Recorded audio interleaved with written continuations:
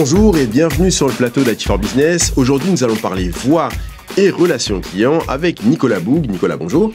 Bonjour Thomas. Alors Nicolas, vous êtes cofondateur et CEO d'Axialis. Est-ce que vous pouvez justement nous présenter Axialis ? En effet, merci pour l'invitation Thomas. Donc Axialis, c'est une PME française. Notre métier, c'est la téléphonie dans le domaine spécifique de la relation client. Alors juste pour vous situer en quelques mots, notre historique, on existe depuis 25 ans aujourd'hui à peu près. Notre métier d'origine, c'est un peu marrant, c'est les serveurs vocaux interactifs, taper 1, taper 2. Bon, ça n'a pas toujours été marrant quand on appelait, mais c'est le mot qu'on puisse dire. Voilà, on essaye de faire mieux aujourd'hui justement. Avec aujourd'hui donc un focus sur spécifiquement la relation client et donc une perspective historique qui est que on est passé de ce métier de fournisseur de solutions à un métier d'opérateur et aujourd'hui, depuis 2015, en fait, on a opéré un pivot pour fournir une solution SaaS, donc totalement hébergée. Donc plus de PBX, plus d'IPBX, ainsi de suite. Exactement. Tout ça terminé. On va sûrement en reparler un petit peu après. Donc aujourd'hui, on est une PME, je vous ai dit, on est 35 personnes, on est basé en France. On est labellisé French Tech et aujourd'hui nos clients sont des gens qui ont des problématiques de relations clients significatives. Donc ça va être des acteurs de l'e-commerce, des gens qui vont faire des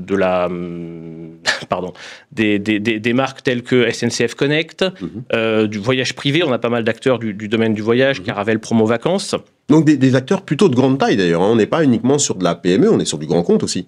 En effet, ce sont des acteurs significatifs et aujourd'hui, c'est un marché qui est en croissance avec une professionnalisation, on va peut-être en reparler, de ces acteurs-là qui investissent dans ce domaine-là. Nicolas, qu'est-ce qui a changé entre hier, à vos débuts, vous le disiez, il y a 25 ans, et aujourd'hui en matière de relations clients ?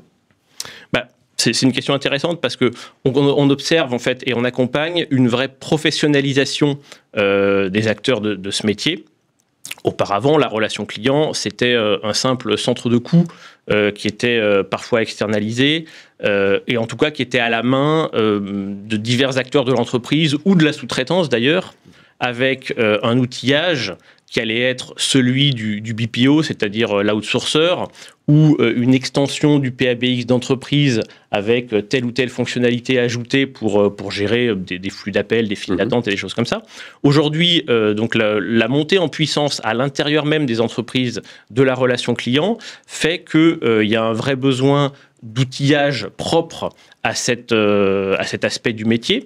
Et donc, nous, en fait, on va venir accompagner cette professionnalisation en fournissant un outil qui va être choisi, maîtrisé et piloté par le directeur de la relation client, qu'il va d'ailleurs bien souvent maintenant imposer à ses partenaires outsourceurs, permettant d'ailleurs de se rendre compte que parfois les outils que proposait l'outsourceur et les chiffres qui en sortaient étaient, on va dire, entre imprécis et fantaisistes, suivant le cas. Au moins décorrélé par rapport à la réalité. Voilà, ça pouvait arriver. Mais donc aujourd'hui, un acteur qui pourrait avoir, par exemple, 2 partenaires d'outsourcing va pouvoir les outiller avec le même système, superviser en temps réel tout ce qui se passe et comparer typiquement la performance de l'un et de l'autre de façon tout à fait objective. Ça veut dire, pardon Nicolas, ça veut dire qu'il aura la main sur le nombre de positions ouvertes, le nombre de positions à fermer, le nombre d'appels passés, le nombre de temps passé par conseiller. Est-ce qu'on rentre vraiment sur ce niveau de granularité ? Exactement, il aura une supervision à la fois à chaud en temps réel avec le temps moyen de traitement des appels, la taille de sa file d'attente à un moment donné, la faculté de pouvoir réorienter des flux d'appels en temps réel vers un autre plateau, vers une autre compétence, et puis des statistiques à froid où il pourra compiler tout ça et voir ça dans une dynamique un petit peu plus longue. C'est important également de noter, je reviens sur votre question par rapport à l'évolution du métier et de la relation client. Aujourd'hui, les DRC sont devenus de vrais acteurs de la valeur dans l'entreprise. Il n'est pas rare qu'ils soient au CODIR. Et donc, à ce titre, leur voix porte et les outils dont ils ont besoin sont vraiment d'autant plus importants. On parle beaucoup, et je suppose que ça vous a pas échappé, d'IA générative. Qu'est-ce que l'IA générative va apporter à un business comme le vôtre ? Alors, L'IA, c'est un vaste sujet. Hein. Je vais pas vous le refaire. Mais ce qui est important dans l'IA, c'est de comprendre qu'il s'agit d'apporter de la vraie valeur. Aujourd'hui, on a des logiques de voicebot, de chatbot, de mécaniques d'automatisation de l'échange téléphonique. Nous, on incite les gens à être quand même attentifs sur ce genre de sujet parce que même si on est capable de produire une interaction qui a l'air humaine, c'est pas forcément toujours ça que l'appelant attend au téléphone. Il va chercher de la valeur et aujourd'hui un humain il va vraiment apporter de la valeur. C'est quelque chose de fondamental. Donc bien sûr on s'intéresse à l'IA et bien sûr on apporte des solutions. Je peux par exemple vous parler de tout ce qu'on peut faire aujourd'hui autour de la transcription, c'est-à-dire transcrire sous forme de texte l'échange téléphonique qu'il y a pu y avoir avec l'agent. Sur la base de cette transcription, aujourd'hui, on est capable de venir faire du résumé d'appel, par exemple, faire de la qualification, de la catégorisation, c'est-à-dire que sur la base, pareil, d'un échange transcrit, l'IA va être capable de cocher les cases, entre guillemets, c'est-à-dire de dire cet appel correspond à tel et tel et tel critère. C'est autant de temps gagné pour l'appelant, en fait. Pour l'agent, surtout, qui va pas perdre de temps à reprendre dans son système d'information les données pertinentes par rapport à l'appel. On va également être capable de faire du résumé d'appel, hein, tout simplement. C'est-à-dire que sur la base du corpus textuel des appels, on va apporter une vision synthétique en 3-4 bullet points, appel par appel.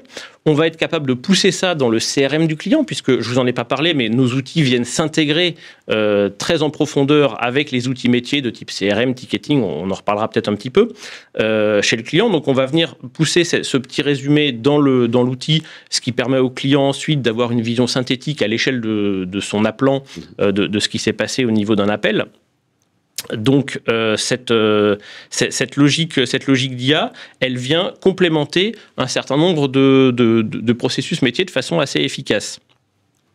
On a également puisque la question porte sur l'IA de façon un petit peu plus large, aujourd'hui on a des pistes de travail pour travailler sur ce qu'on va appeler l'agent augmenté, c'est-à-dire la faculté pour un agent de recevoir en temps réel une information pertinente par rapport à l'échange qu'il peut être en train d'avoir avec son appelant.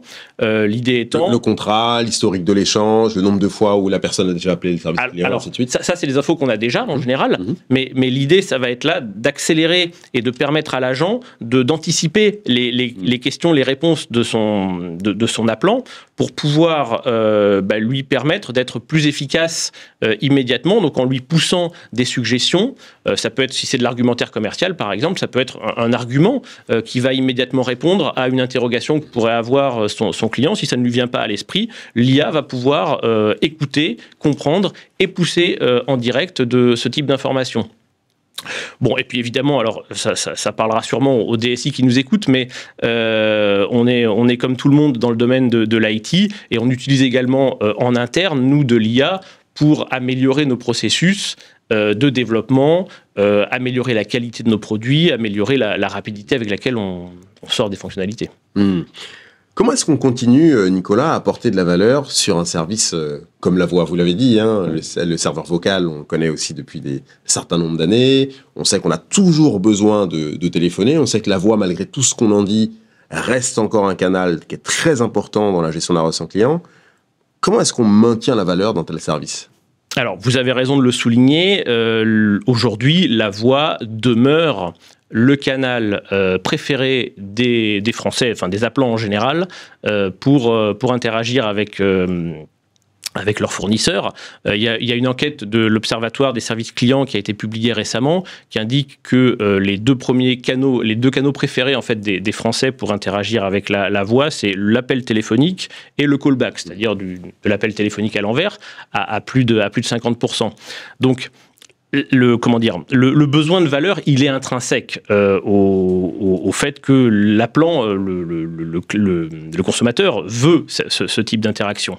Ce qu'il faut bien comprendre, c'est que les autres canaux, les canaux un peu moins chauds, tels que le chat ou d'autres mécaniques, sont présents, apparaissent, disparaissent, montent dans les échanges, mais la voie demeure. Aujourd'hui, donc on considère que l'échange avec l'agent, c'est un processus qui doit apporter de la valeur au client, et donc on essaye de concentrer le maximum de valeur sur cet échange.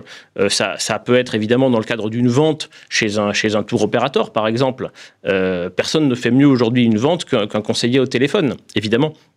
Mais ça va être aussi en essayant de concentrer au maximum l'épisode de valeur ajoutée, c'est-à-dire le moment productif entre l'agent et le consommateur, en sortant tout ce qui va être de l'ordre du self-care, tout ce qu'on peut faire en fait ailleurs ou de façon plus efficace, plus rapide, moins cher que ce qu'on peut faire avec un agent. On va aider nos clients pour que cette partie-là sorte du scope de ce qui doit nécessiter un agent, tout en veillant à le faire avec mesure, parce que quand vous êtes consommateur, que vous appelez au téléphone votre fournisseur, la dernière chose dont vous avez envie, c'est de vous trouver face à un robot qui ne comprendra rien à ce que vous lui dites. Donc voilà, l'idée, c'est vraiment de concentrer cette logique de valeur de façon la plus efficace sur l'interaction avec l'agent. Il nous reste très peu de temps et j'ai une dernière question pour vous, Nicolas. On sait que pour les DSI, l'heure est à la réduction des coûts. Très rapidement, comment vous aidez les entreprises et les DSI surtout à rester fidèles à cet objectif ? Bien. Alors je vous ai dit, notre solution, c'est une solution SaaS. Ça veut dire qu'il n'y a rien à installer dans l'entreprise.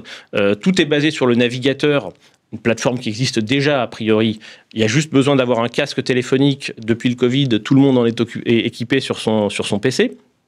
Donc aujourd'hui, l'impact sur la DSI du déploiement d'une solution telle que la nôtre, il est quasi nul. Vous avez des petites ouvertures de flux réseau, des petites logiques de sécurité, mais enfin qui sont très facilement gérables et pour lesquelles on accompagne nos clients. Il n'y a pas de mise à jour, pas de matériel à maintenir.